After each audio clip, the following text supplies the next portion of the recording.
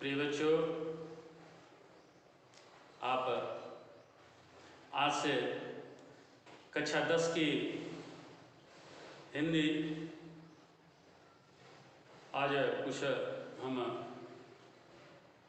बता रहे हैं। अभी तक आपको अन्य सर से उमा सर, सुनील सर, मुलायम, धर्मचंद, संतोष सर से उनके सब्जेक्ट के आपके वीडियो मिल रहे हैं।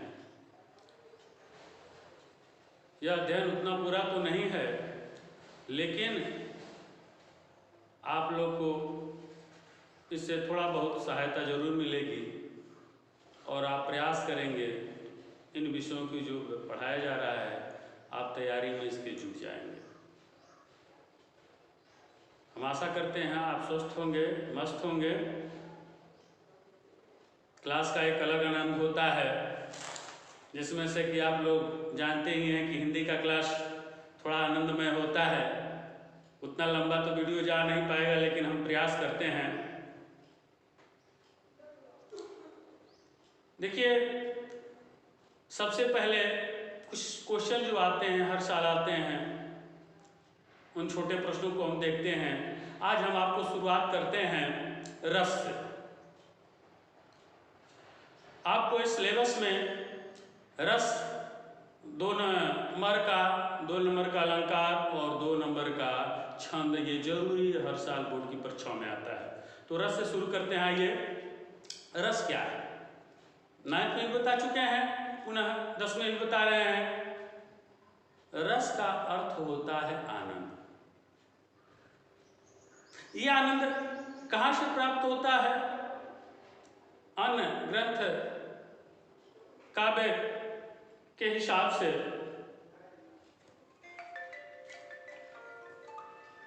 कहानी को पढ़ने, उपन्यास को पढ़ने, सुनने, नाट्य रूपांतरण को देखने से जो मन में आनंद की उत्पत्ति होती है, उसी को हम लोग रस कहते हैं। इसके अलावा अन्य विद्वान भरत मुनि के हिसाब से भी रस की परिभाषा हुई है कि विभाव, अनुभव, संचारी भाव तथा अस्थाई भाव के संयोग से रस की निष्पत्ति होती है।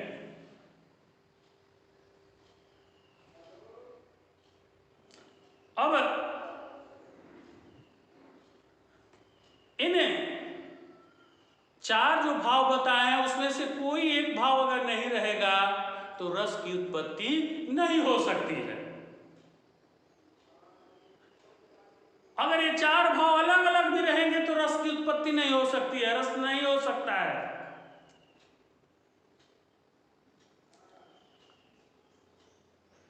तो ये 4 रस के 4 अंग हैं। कौन कौन से? तो इसमें हमने बताया कि विभाव, अनुभव, संचारी और अस्थाई। आइए अस्थाई भाव जाने कि अस्थाई भाव है क्या चीज। अस्थाई भाव वह भाव जो मन में सदा के लिए, हृदय में आपके सदा के लिए विराजमान रहता है और परिस्थिति ऐसी उत्पन्न होती है। जब ऐसी परिस्थितियां उत्पन्न होती है तो यह जो भाव है, जैसा भाव रहेगा वैसा रस उत्पन्न हो जाएगा।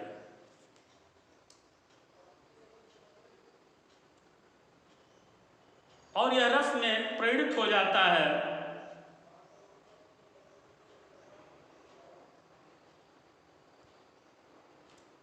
अब हम लोग चलते हैं अगला, विभाव।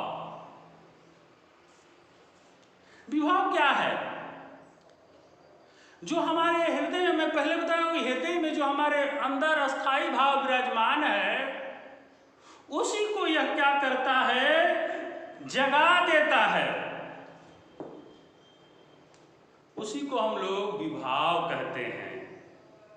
ये दो प्रकार का होता है, एक आलंबन विभाव और दूसरा है उद्दीपन विभाव।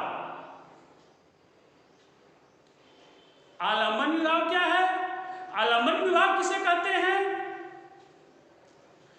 तो जिस व्यक्ति या वस्तु को देखकर हमारे मन में अस्थाई भाव जागृत होते हैं, उसी को हम लोग आलंबन विभाव कहते हैं। जैसे क्लास में हम बताते रहे कि राम के रूप निहारत जानकी, अर्थात व्यक्ति कौन है? राम है। राम को जानकी जी क्या कर रही हैं? देख रही हैं।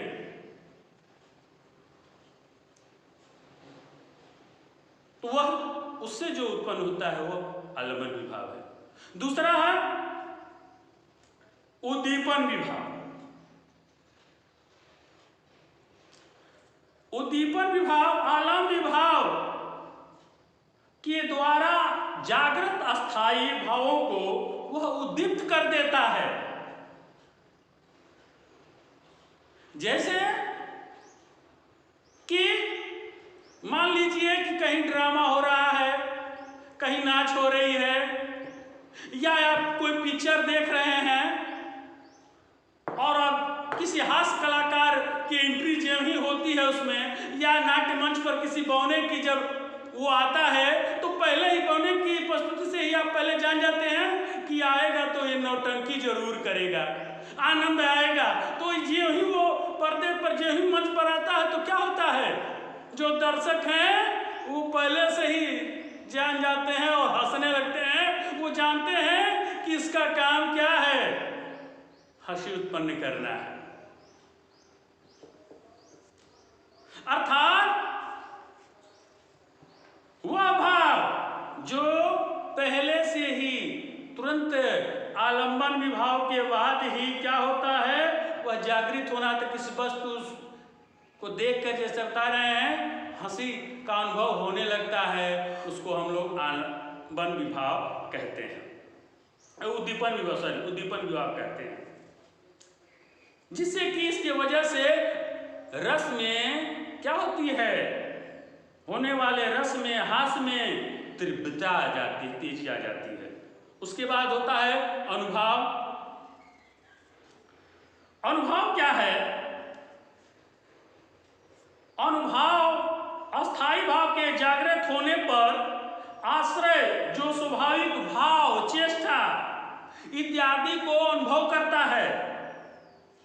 जैसे कि व्यक्ति अगर क्रोधित हो जाता है तो अगर उसकी आंखें लाल हो जाती है तो हम लोग कहते हैं, उसकी आंखें लाल देखकर हम लोग कहते हैं कि लगता है बहुत क्रोधित हो गया है।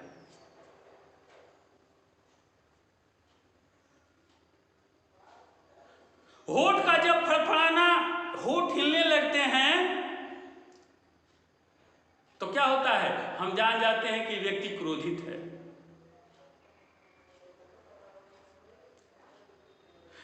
अगर कोई सांप है और सांप को पहले दूर से देखते हैं तो कहते हैं अरे सांप है, लेकिन हम रास्ते से चल रहे हैं और अचानक हमको जब सर्प दिखाई देने लगता है तो उछल के कूद के कहते हैं बाप रे सांप आ गया। तो हम लोग क्या करते हैं? हाथ घुमाना, आंख को घुमाना, शरीर को विगड़ता, ये सब क्या है?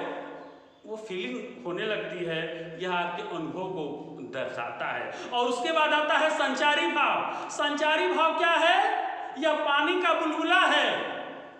संचारी भाव किसे कहते हैं? तो यह पानी का बुलबुला है। जिस तरह से पानी का बुलबुला अभी बनता है, अभी फूट जाता है। अभी कोई व्यक्ति हंस रहा है, ऐसी परिस्थिति आएगी कि वह रोने लगेगा। यह कोई जरूरी नहीं है, हमेशा नहीं रहता है कि पानी के बुलबुले के समान है। अब आगे से कल से हम आपको हास्य रस की शुरुआत करेंगे। धन्यवाद।